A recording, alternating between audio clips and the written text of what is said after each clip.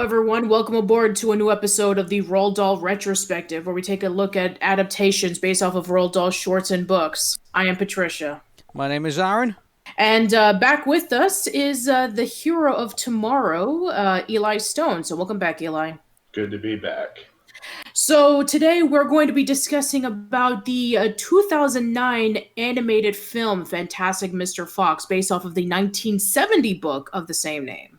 Yeah, I'm really looking forward to this one because not only am I an absolute lover of this book, but the movie itself, I believe, is done 100% correctly, and I can't wait to get involved in all of this.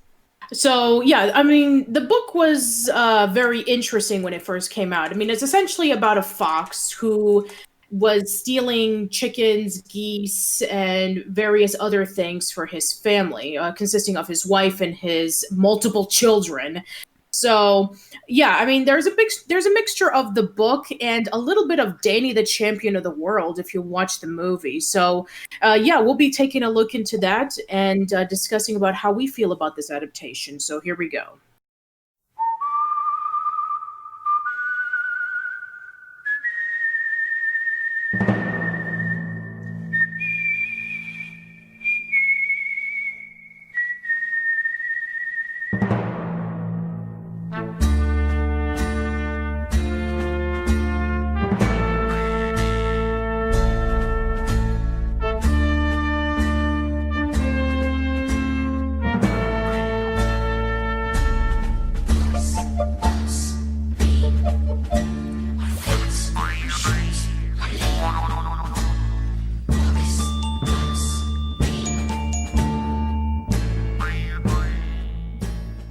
So, Fantastic Mr. Fox, what came out around 2009. It was distributed by 20th Century Fox, and it was produced by American Empirical Pictures and Indian Paintbrush Regency Enterprises. And it was co-written and directed by Wes Anderson. Wes Anderson has been a pretty well-known indie auteur director over the past, I would say, almost 20 years. Like, he's known for movies such as The Royal Tenenbaum, Moonrise Kingdom, The Grand Budapest Hotel, The Life Aquatic with Steve Zissou, and pretty much a lot of movies. I mean, they tend to have very similar themes where they're very quirky, they're very odd with eccentric characters who are into really odd, idiosyncratic things.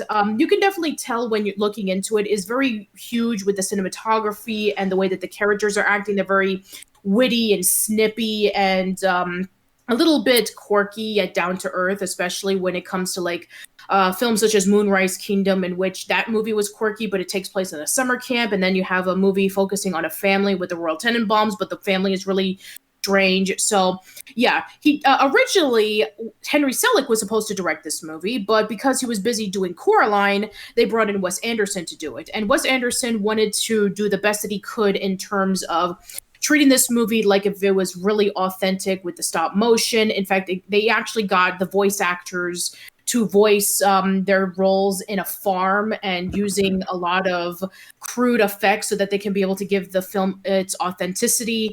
And, as mentioned earlier, they did decide to change the story around a little bit, focusing a little bit more about Mr. Fox stealing it because of his animal instincts as opposed to him trying to feed his family like in the book. So this is the first animated adaptation in about 13 years since James and the Giant Peach. Unfortunately, because it didn't do well in the box office, they didn't really do any more animated adaptations until this one, and then another one we'll be talking about a little later on. So, what are your thoughts about Wes Anderson? I'm actually curious. Okay, so Wes Anderson to me, well, I mean, I didn't really hear about him until we finally got to this movie, and so I went into this with a totally open mind with this, and oh my goodness, did it pay off, because everything about his style, about his presentation, about the sound editing, about even the voice actors, I believe, as well. I mean, Wes Anderson, for me, in regards to doing this movie, he got this 100% correct, and we've gone through so many Roald Dahl adaptations where we know where basically they're aiming at, but unfortunately they just strike a wrong tone. I think Willy Wonka and the Chocolate Factory, I think, speaks very loudly to that. And also, I think with various other Roald Dahl adaptations that we've seen, obviously here on the Roald Dahl Retrospective, I think also just been talked about in generally, I don't think that many will speak of an adaptation that's been done as well as I believe Fantastic Mr. Fox has been done. I think what they've done here is totally 100% correct. Okay, well, what about you, Eli? What are your thoughts? Well, I'm honestly not that experienced with Wes Anderson as a director, to the point where I often get him confused with Paul W.S. Anderson, which is a completely different directing style. Oh, absolutely, completely different. Yeah, but the thing is, this I think was a departure even for him. This is definitely not like a lot of his other movies. Did he do Isle of Dogs? He did, yes, yeah. He did. Yes, he did. So that makes sense. But it's not the only animated movie he's worked on, but it's still up there with the only animated movies he's done. Yeah, and these are the only ones. And it's a very interesting one. Like, the style is stop motion, but it's definitely not Henry Selick style. It's a very different approach, and you can definitely tell if you watch the movies back to back. I think with Fantastic Mr. Fox, I think what they're aiming for, I think they weren't necessarily aiming at this point to kind of say, well, let's do it in the style of this movie, or let's do it in the style of this movie. Let's give it its own lick of paint. You know, like it's. I think with a story as unique, and also with an author as unique as Roald Dahl, I think you need to give it its own sense of atmosphere. And I mean, it's not. I don't think it's necessarily even good enough to even say, oh, hey, well, we're just going to copy whatever it was done in this particular style because it worked, and therefore we believe it's going to work here. I think. I think with things like this, you need to take some kind of risk, and with in some cases that in some Roald Dahl adaptations, I think you can see that some bits and pieces were borrowed. I mean, I would say that some pieces in Willy Wonka and the Chocolate Factory, I think you could say, have some kind of the same feel as, like, the 1930s Wizard of Oz movie. So I think and you can definitely point other aspects of inspiration from other movies. But, I mean, in regards to Fantastic Mr. Fox, I think this is a breaking point, I think, in regards to breaking ground in starting, and he also inspired various other, like, inspirations for styles of movies. Obviously, Isle of Dogs also kind of take on exactly the same type of feel. I mean, there's also been television commercials that have also done this type of thing as well, and no doubt also we'll see various other animations, various ones that we'll see in the future that will also do this as well. So I'm really glad that they made the decision to say, well, we're not going to take anything borrowed from any other type of media, and we're just going to do this as its own thing, and it really pays off. Right, but the thing about Fantastic Mr. Fox as an adaptation is it's not exactly a complete adaptation, because the thing is, when I read Fantastic Mr. Fox years ago, and I remember this even when I saw the movie, the original book was very short. Like, it's up there with Roald Dahl's shorter stories. It's not quite as short as The Enormous Crocodile was, but basically the original plot of Fantastic Mr. Fox was Fox steals from farmers. Farmers get angry at Fox. Then the fox gets back at the farmers by digging into their farms and stealing all of their stuff, while the farmers are waiting outside his hole trying to kill him. And that's about it. Yeah, that's pretty much it. I mean, well, basically, it gets a bit bigger than that. I mean, obviously, we don't want to give away like the ending and things like that. But no, he's talking about the book, Aaron, and he's absolutely right, because I read the book just recently, and I couldn't believe how short it was. The first act of the movie is the entire book. And then they had to add in a whole bunch of other things afterwards. Well, yeah, I mean, but you keep in mind, can we honestly here sit down and say that we've never seen a movie adaptation of a book that's gone a bit further than its subject matter? I'm not saying it's a bad thing. I'm just saying that they added a lot. They did.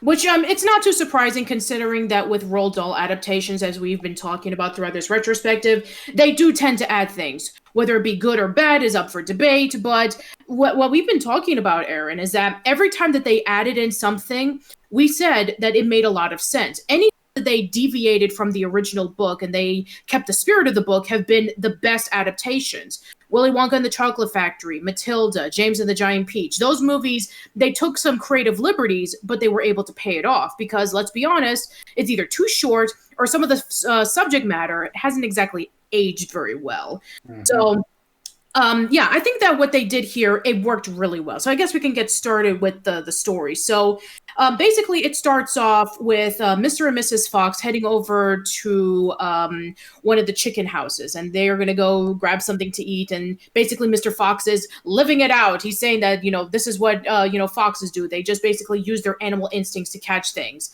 And then they get caught because they just so happened to see a lever and they just pulled it because, of course, they did.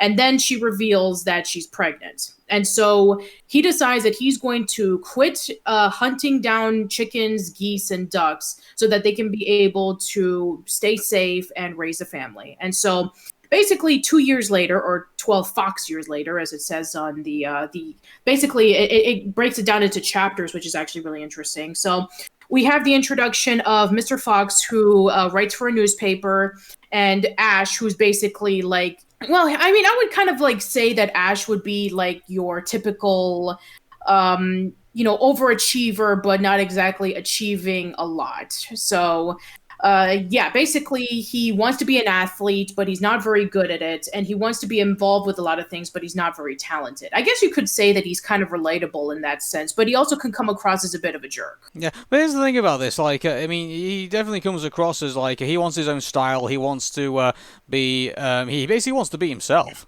And so, but unfortunately, his peers around him seem to reject him for doing that. So yeah. I think that's where he falls in that. But right off at the beginning of the movie, I think we kind of overgloss. I think the presentation of it all, because obviously you can see that it's being done in a particular way, like the stop motion, as you can see, as well like how realistic in a way the fur is on Mr. Fox's face, and how they really, and also top of that the theme of Davy Crockett playing as well at the very beginning, showing his his kind of like rebelliousness, if you will, in regards to the beginning of the movie. So I mean, the presentation of this all I really do like, and also the bit when they say that you can see that she's glowing, and they obviously replace it with like a lamp version of her as well, which I think is really well to do. So it's the storytelling aspect is in the visuals, which I really like as well, and so I'm really glad that they went with that at the very beginning and gave us like a very wholesome kind of like beginning to the movie. So right. Also, Mr. Fox is played by George Clooney, and he's trying to, and him being a retired thief gave me serious From Dusk Till Dawn flashbacks. Yeah, it kind of does, doesn't it? Yeah. Yeah, Meryl Streep also is Mrs. Fox as well. So. Yes, exactly. It's actually kind of interesting because I remember that George Clooney was in a lot of indie films around the 2010s. A year later, he would be in Up in the Air, which is also a very well done indie film where basically he plays as a guy whose job is to travel around to different companies and fire people. This was during the Great Recession when people were losing their jobs. So so I remember I noticed that during the past during the 2010s decade he was in a lot of indie films, and I guess seeing him doing this, especially since he was like a very acclaimed actor, being able to do this. I mean, the last time that we know of him doing any voice acting was when he was doing South Park as the doctor, and then he played as Stan's dog, I think, because he just loved the series that much. Yeah, he's like he was one of the very few. I mean, besides the Jennifer Aniston, I think George Clooney was actually like one of the very few people who actually voiced a character from the celebrity circle for South Park. So. Yeah, that's true. Anyway, but so it's actually and of course you have your usual people that your usual actors who would be in a lot of Wes Anderson movies, especially Bill Murray and Jason Schwartzman. They are in a lot of Wes Anderson films, especially Bill Murray. Bill Murray has been in a majority of Wes Anderson's movies. He's essentially like John Ratzenberger for Pixar. I mean, whether big or small, Bill Murray is going to be in a Wes Anderson movie. So yeah, he's also one thing also in the mention as well, which I think is maybe a bit of a sad thing to mention, that Owen Wilson is in this movie, and besides I think was it the Wedding Crashers that he was yes. yeah, besides the Wedding Crashers, I think it's the only movie that's actually garnered between 80 to 90% on Rotten Tomatoes in its whole filmography. Everything else he's done has been a dud. Well, or gotten mixed reviews like the Cars series. Well, yeah. One other thing I'd like to add about in the auditory aspect, it's a small thing, but it's a thing that I feel gives the movie a unique identity. In this movie, they replace every cuss word with the word cuss. So you get sentences like, "Why the cuss not?" Like, it's a strange thing, but it gives the movie its own identity. Yeah, but not only just that as well in the dialogue, but it's basically how they recorded the voice acting. Do you know how they did it, right? Yeah. Okay. So George Clooney, they actually, and all the voice actors who needed to basically be in, when they move into the house, move into the tree, everything like that. They actually filmed all of that, actually, or recorded all of that, I should say, actually in like in a wooden house in the country. So, like, the voice acting, if you notice, like, if you're listening to, like, when they're in tunnels, when they're in houses, when they're outside, everything like that, all of that was filmed in real time. So, like, the areas actually where they recorded the voice acting actually represented where they were at the time. So if they needed to be outdoors, they'd record this stuff outside. If they needed to be in a house, they'd record it in a house. So, like, it wasn't actually done in like recording booths or anything like that. You see, like, the documentary of how they did all of that. It's really amazing how they all went about doing it. It's like it's voice acting, and also it's a sound recording that I've never seen kind of done really, I think, in other productions. So yeah, it's incredible. Most people wouldn't go the extra mile like that. Yeah, especially inviting George Clooney over to a house in the middle of the country. So yeah, Owen Wilson is barely in the movie. He's just the coach where they're playing some game. We're involved with, like, it's a combination of baseball and cricket and soccer. I mean, it's like, what was it, like Hot Spot or something? It's Quidditch. It's Quidditch, yes. Yes, exactly. It is Quidditch. It's Quidditch, except that it has a flaming acorn, so sure. Yeah. Well, it makes more sense than basketball, so... Sure, yeah. Anyway, let's see. Another one that really surprised me, Willen DeFoe as the rat. And we all know that Willen DeFoe can be a little bit over the top with his roles. But here, I think it really works. Like, he does a really good job just being this sleazy character who's protecting Mr. Bean's apple cider. So I thought that he did a pretty good job. And then who also did a really good job was Michael Gambon as Mr. Bean. Like, he just plays him, like, so menacing. Like, he is one step ahead of Mr. Fox, and he just does a really good job at it. So, I mean, like, with William Dafoe, I mean, like, you definitely get an incredible performance out of him, and with the rat as well, like, he was a character in the book, but not necessarily as prominent as he is in the movie, because you can tell that he's one of the antagonists in this, and so funny enough though, like, it kind of like really feels a bit awkward when you look at it, because I don't know whether it's like he's either fantasizing the fact that he's being employed by Mr. Farmer Bean in this, or if he's actually whether he's actually fantasizing that, or whether he actually feels like he actually has been employed by him. I have no idea. So like it's kind of weird in that regard. Yeah. Like, for example, I mean, he has the Bean security badge on him, and he was, Fox was saying, like, why do you have that on? And he's like, it's my job. So are you trying to say that Mr. Bean, hired a rat to protect his cider? I mean, like, what? If, like, I can understand, like, in this universe in which we have people not even being fazed whatsoever by, like, talking animals, because I mean, when Mr. Bunce, Mr. Bean, and Mr. Boggis find out that their stuff is being stolen by a fox, I mean, they treat him like it's like, it's like a thief. We need to go after him. We need to kill him. It's like, geez, it's, I mean, I'm kind of curious about how this universe works. It's like, talking animals, perfectly normal. Mm-hmm.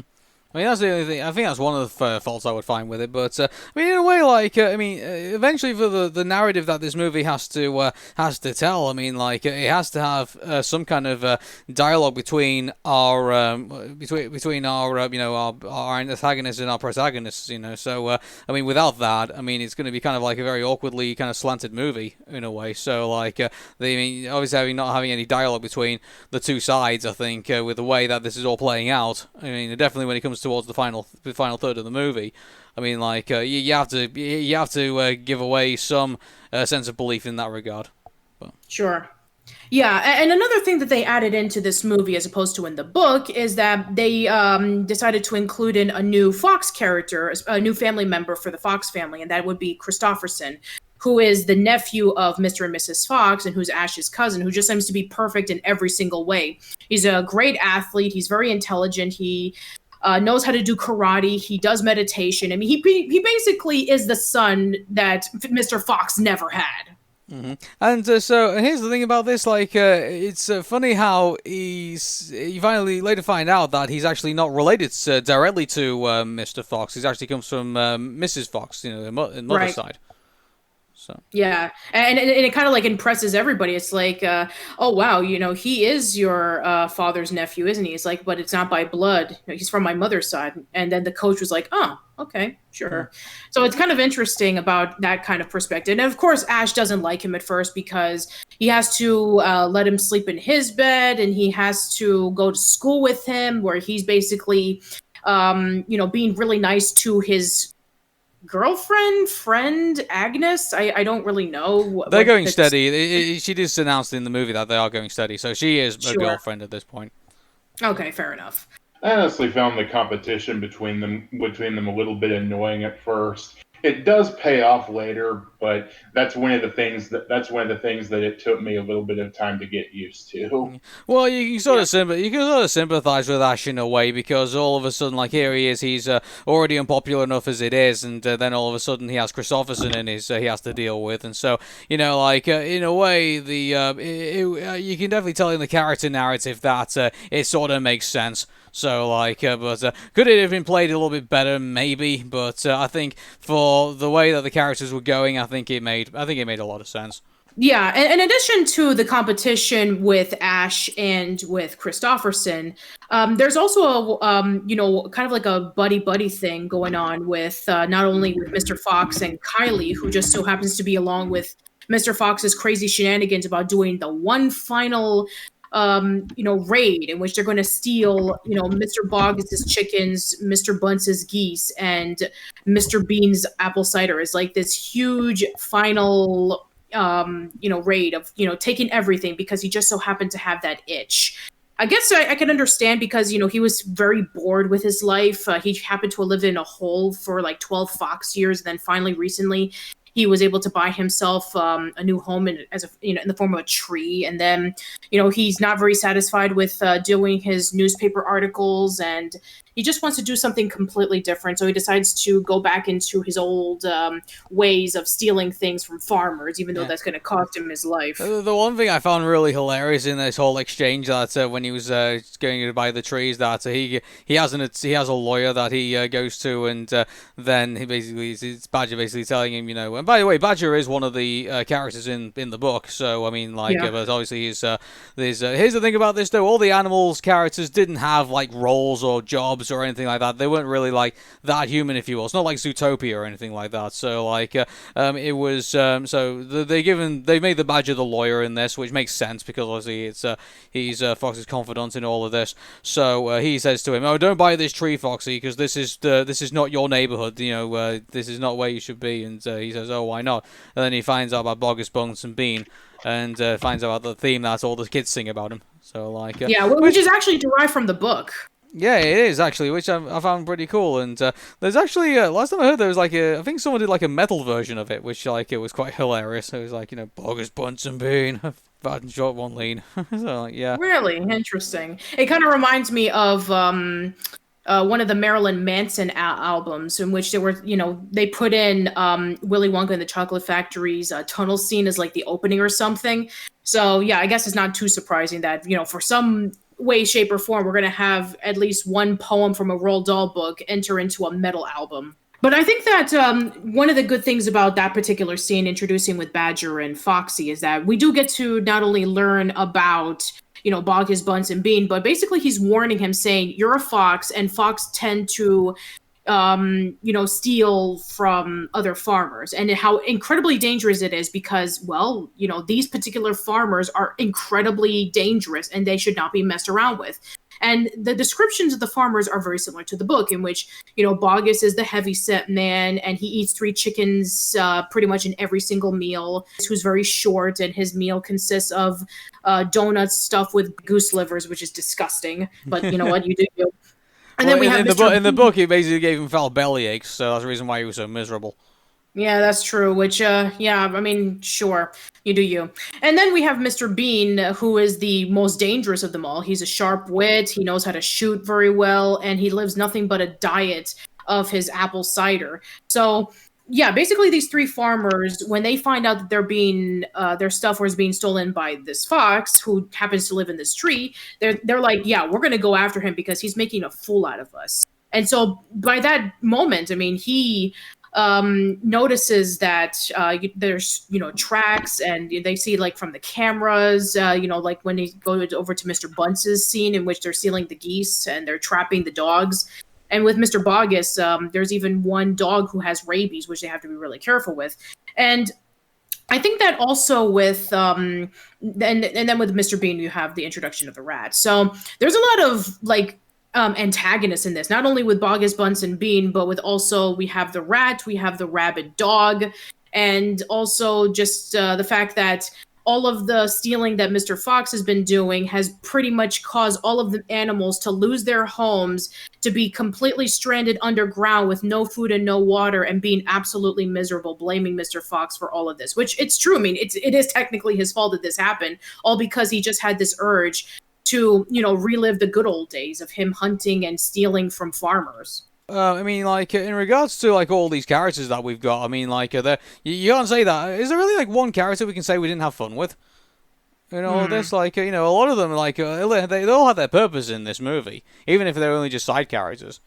That is true, yeah. They do have at least one purpose, and they actually do have something to contribute in the plot, even though that they're not there for very long. Especially with the ambush scene, in which when Mr. Fox is calling them out by their scientific terms and telling them, okay, you're going to do this, you're going to do that, you're going to do this, you're going to do that. At least they do have a plot, and they do have a purpose. And even with Mr. Fox telling them, okay, we're going to go and we're going to steal everything that these farmers have. And then they have that huge feast together. And, every single character has at least one purpose, or is featured at least more than once in this entire movie.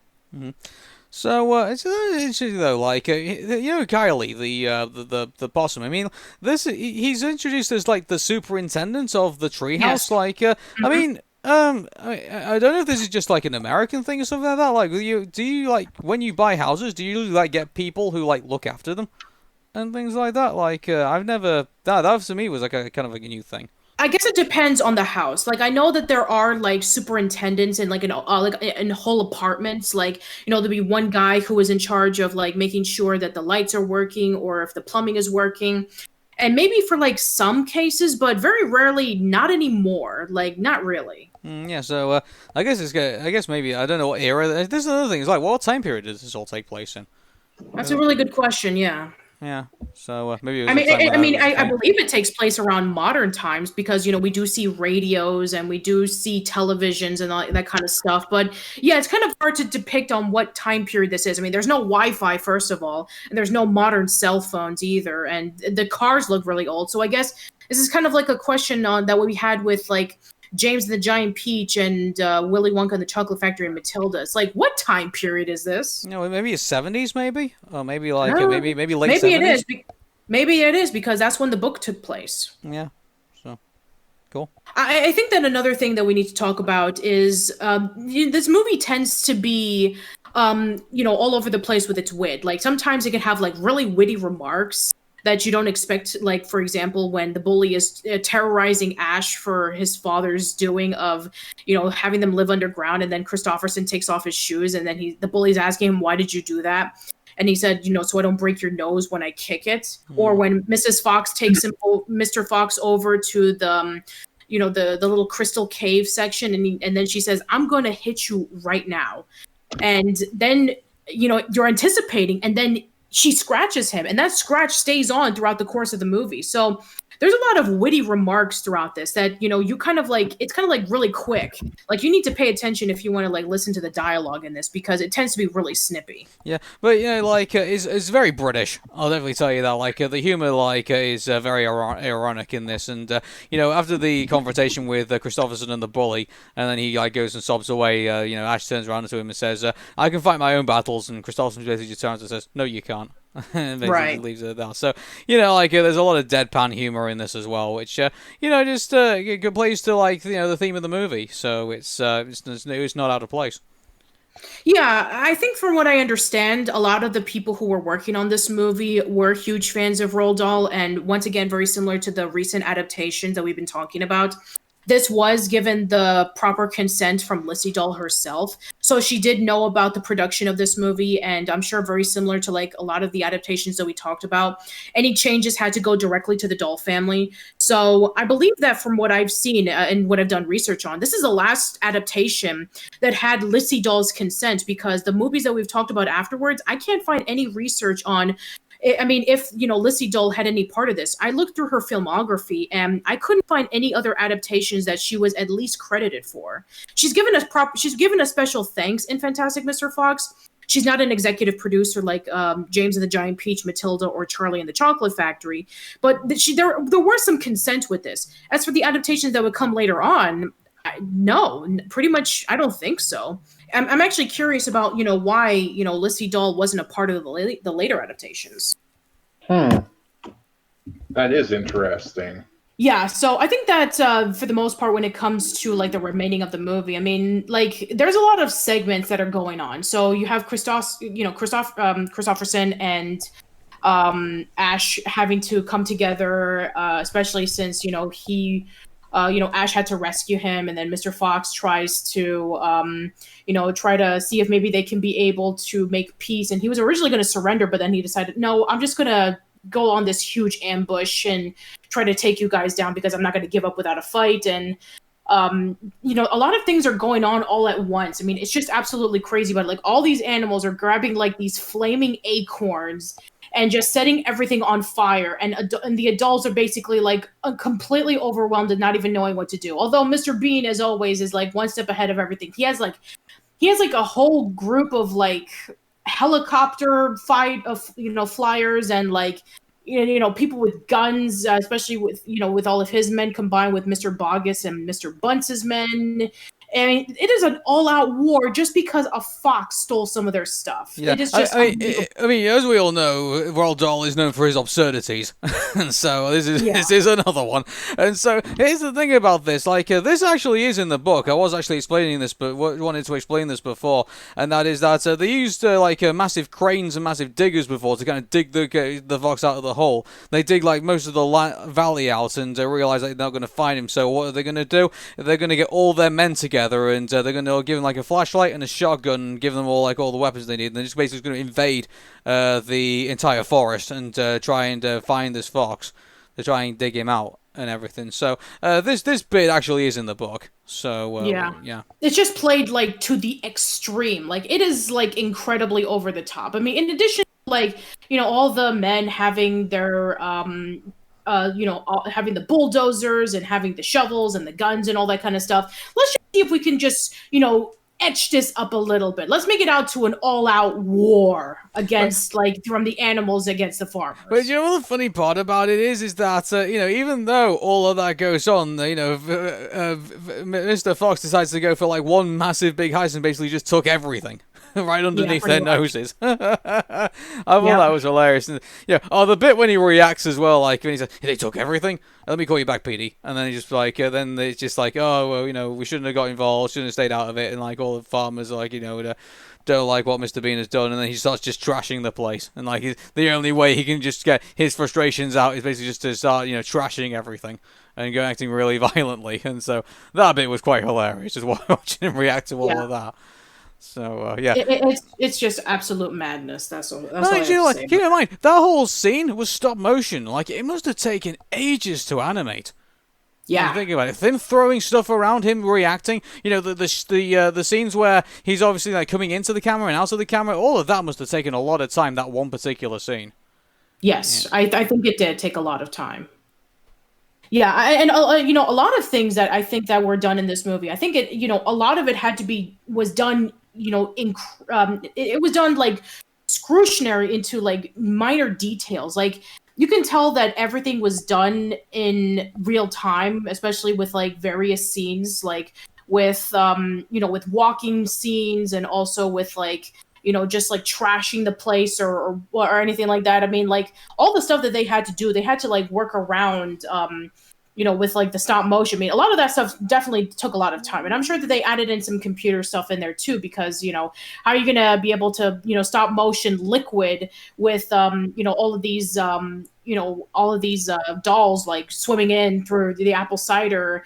You know, obviously, you know, I'm sure they had to like deal with like multiple dolls, like kind of like similar to how in Nightmare Before Christmas there was like multiple faces for Jack Skellington alone. So I'm sure that they had to go through a lot of work and a lot of time so that they can be able to painstakingly work every single scene, especially since a lot of the stuff in the scene, like from the ground and to the grass and through, you know, all that kind of stuff was real because, you know, Wes Anderson likes his realism, of course. So yeah, I think that the one thing I want to talk about is the ending, which I think I remember a long time reading through I don't remember if it was in The Fantastic Mr. Fox or maybe it was one of his biographies, but Roald Dahl originally wanted Mr. Fox and his family to find a supermarket and for them to like be able to live out the rest of their days getting food. But I think one of the writers or one of his publishers or editors was saying, no, take that away because that's just way too convenient.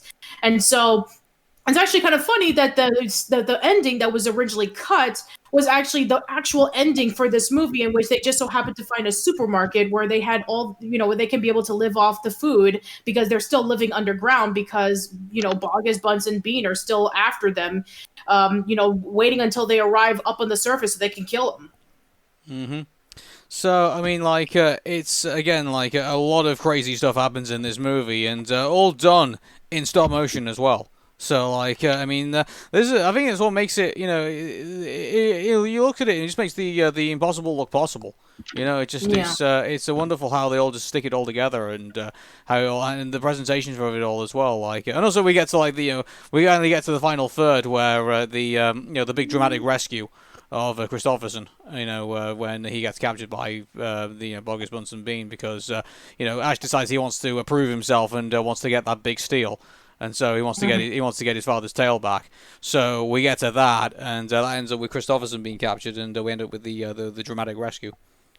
Yeah, and throughout the course of the movie, Mr. Fox has been, you know, pointing out that he has a fear of wolves, where he does eventually see a wolf, and he kind of like treats it with respect, which is, you know, it comes out of nowhere, to be quite honest, because throughout the movie, he was like saying on and off about how scared of wolves he is. But I guess that is something that you would see in a Wes Anderson film. It's like, it brings up random things, and then it just kind of resolves itself pretty quickly. I think it's because in this particular scene, I mean, like, again, I know it's very vague, but I think it's, I think the wolf, I think, kind of signifies that fantastic, you know, fantastic Mr. Fox might actually not be as fantastic as he thinks he is. So I think it's him coming to terms with kind of like he has flaws and that he needs to kind of work through those flaws when they happen. And so because eventually you find that you know, Mr. Fox, while he sees towards the end he's not as smart as I think as people kind of proclaim him out to be, and because he in one of the scenes where he actually confronts the rabid bagel, you know, like he finds that he actually looks him in the eye when he shouldn't do, when he's been advised not to do that, and then he's getting chased around the place. You know, so, but, you know, he managed to get himself out of that jam. But I think he starts to realise that while he does do fantastic things, he also does get himself into a fantastic amount of trouble at the same time. Yeah, that's true. I mean, like, and usually with, like, Roald Dahl characters, they tend to be, like, super perfect. Like Charlie or Luke or Sophie or James or Matilda, in which like they're just so perfect characters that they have little to no flaws. But here we have a feature in which we have a flawed character. He does do stupid stuff, but at the same time he's able to work around it. Mm-hmm. So, and like he's in a way like he's happy-go-lucky. So yeah, I mean, like he tends to find the positive out of everything, even though that it's like the worst thing that could happen. Like the moment that they lost all of their food, all of their cider, and then he was about to prepare the speech that he was going to do the first time. He just tries to look at it like optimistically. He's like, yeah, we can be able to take these farmers down.